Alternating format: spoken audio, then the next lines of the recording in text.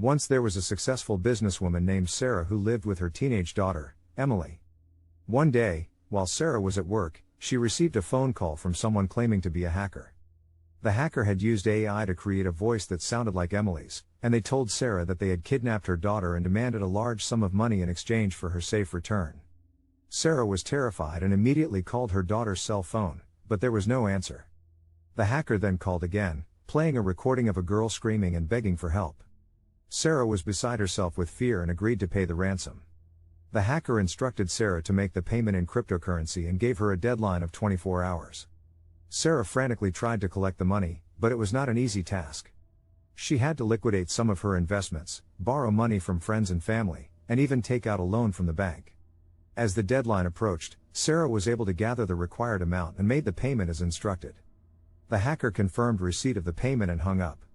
Sarah was left feeling empty and devastated, unsure if she would ever see her daughter again. However, just a few hours later, Emily walked into the house, looking a bit confused. It turned out that she had been spending time with a friend and had left her phone behind, which is why she had not answered Sarah's calls.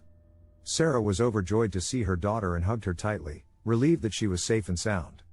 Sarah then realized that she had been scammed by the hacker who had used AI to create a convincing ruse. She reported the incident to the authorities, but the hacker was never caught.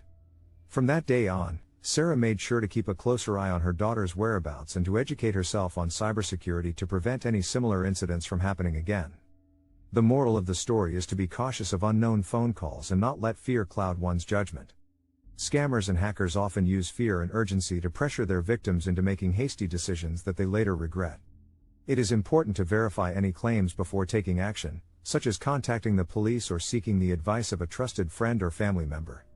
Additionally, it is crucial to prioritize cybersecurity and educate oneself on ways to prevent and detect potential threats.